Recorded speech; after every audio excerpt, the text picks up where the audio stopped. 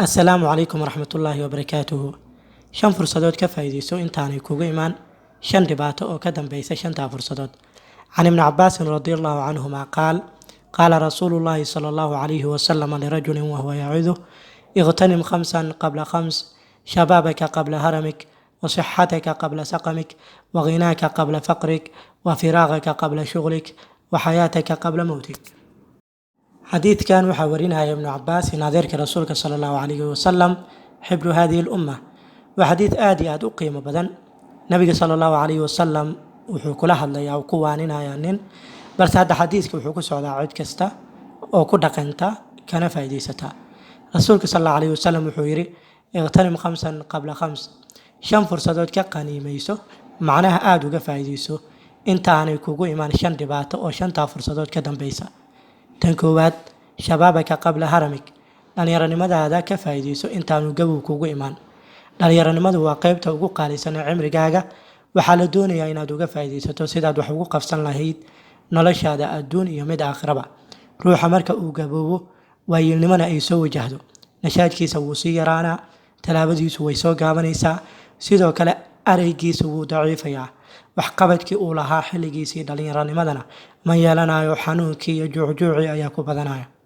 marka inta ruuxu dhallinyaro yahay inuu aada uga faa'iidaysto dhallinyaronimadiisa ayaa la doonayaa. rasuulka sal allahu calayhi wasalam wuxuu xadiid noogu sheegay 7 maalinta qiyaamo hoos harsanaysa carshuraxmaanka in uu ka mid yahay ruux dhallinyaro ah oo nafsadiisa ku barbaariyey cibaadada alle. sidoo kale rasuulka xadiid kale wuxuu noogu sheegay in maalinta qiyaamo qofka aan cagihiisa laga qaadin qiyaamaha ilaa la weydiiyo 4 su-aal.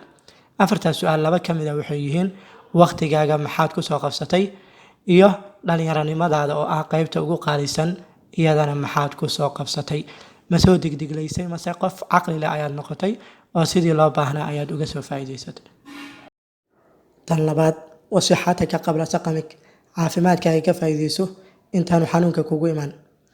caafimaadka waa shay qaaliya, dadkuna ma gartaan qiimaha uu ku fadhiyo ilaa ay waayaan. rasuulka sal allahu calayhi wasalam wuxuu yidhi nicmataani maqbuunu fiihima kathiiru min annaas, 2 nimco dadku badankood way ku kadsoon yihiin, alsixatu walfiraaq, caafimaadka iyo fursada. dadku labadaa inta ay haystaan qiimaha ay ku fadhiyaan ma garan karaan, balse marka ay waayaan ayay u shallaayaan. marka intaanu ku seegin caafimaadka una kaa tegin oo xanuunka ugu imaan ka faa'iidayso.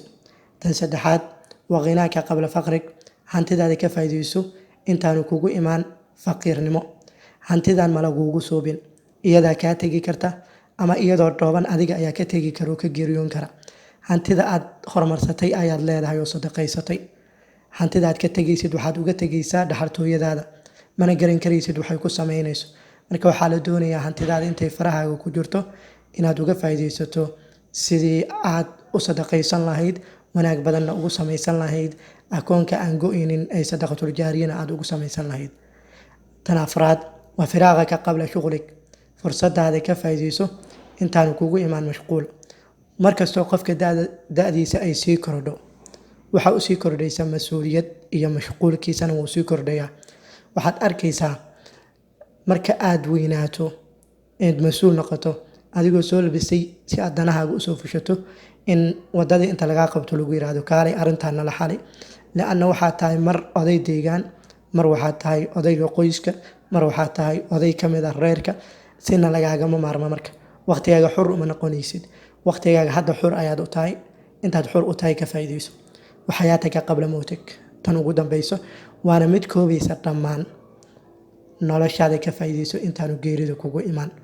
noloshaan hadafka lagu abuuray garo intaanu geerida kugu imaan. mar haddaad geeriyooto fursad labaad sooma helaysid ee aad noloshaan ugu soo noqoto.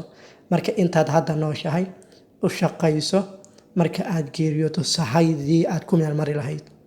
alladii khalaqa almowta walxayaata liyabluwakum ayukum axsanu camala ayuu alla yiri. alla subxaanahu watacaala waa midka abuuray geerida iyo nolosha. sababta u abuuray maxay tahay? liyabluwakum ayukum axsanu camala, sow idinku imtixaano kiina camal wanaagsanaada. marka haddii adduunyada nolosha aad ku haysatid inta aad haysatid aad ka faa'iidaysan weysid, taa macnaheedu waxay tahay inaad ku dhacday imtixaankii ahaa liyabluwakum ayukum axsanu camala. haddii aad imtixaanka ku dhacdana hadhow markaad geeriyootay kadib inaad dib usoo noqoto lagama yaabo, waayo lama haayo cid kasoo noqotay markay geeriyootay kadib aakhira kasoo noqotay ee adduunya haddan camal falanaya dhehaysa lama haayo.